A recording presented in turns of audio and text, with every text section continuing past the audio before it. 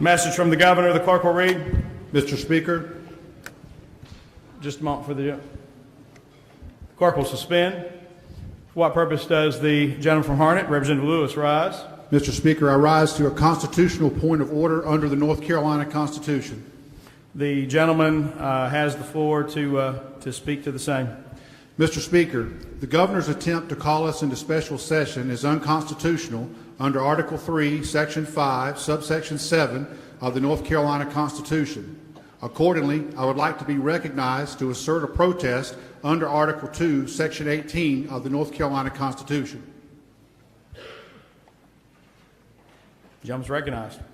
Mr. Speaker, under the North Carolina Constitution, the governor may call the General Assembly back to extra session only on extraordinary occasion and by and with the advice of the Council of State.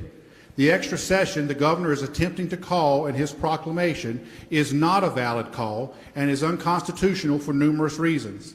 First, there is not an extraordinary occasion for an extra session, as we are already in regular session and may conduct the public's business in that regular session. Second, there is not an extraordinary occasion because the federal court requiring us to redistrict ordered it to occur in a regular session, not in an extra session. Finally, I have serious concerns that the governor did not meaningfully comply with the requirement to seek advice from the Council of State as required by the North Carolina Constitution. Thus, the governor's attempt to call us into special session to conduct redistricting is invalid and unconstitutional. The constitutional point of order raised by Representative Lewis is well taken and sustained. The reading clerk is directed to cease reading the proclamation. The House clerk is ordered to withdraw the calendar issued last night at 8:08 p.m. Mr. Speaker, For what purpose does the gentleman from Wake, Representative Jackson, rise? to speak to a point of order. The gentleman is recognized to speak to a point of order. Mr. Speaker, pursuant to House Rule 9, I would like to appeal the ruling of the chair The and gentleman would request a recorded vote. the gentleman is does the gentleman wish to debate his appeal of the decision of the chair? No, Mr. Speaker. Okay, just a moment.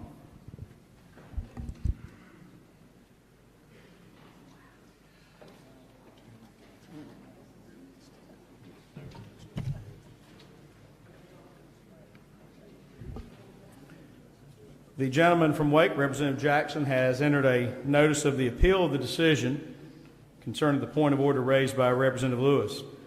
There being no debate to the same, and actually the chair would comment, since it is the appeal of the decision of the chair would point out a couple of things. It is the finding of the chair, first of all, that number one, that there is not an extraordinary occasion, as the General Assembly is already properly in regular session, has the ability to conduct the public's business in its regular session. The chair is unaware of precedent of being called into a special session while we are already in a regular session. There is not an extraordinary occasion because the federal court requiring us to redistrict ordered it to occur in a regular session, not in an extra session. Third, there are serious concerns the governor did not meaningfully comply with the requirement that he seek advice from the Council of State as required by the North Carolina Constitution.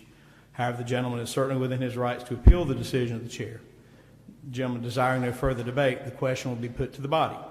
The question before the House is, should the members' appeal of the chair's ruling be sustained?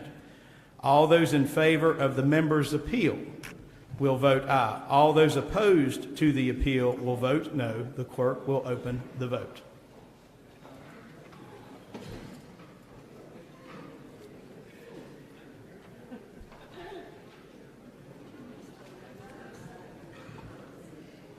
Representative Jackson, does the gentleman wish to vote on his own matter?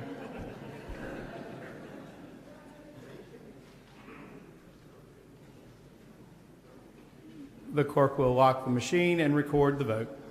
44 having voted in the affirmative and 71 in the negative.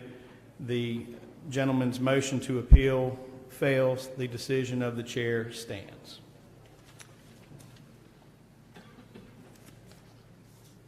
Ratification of bills and resolutions.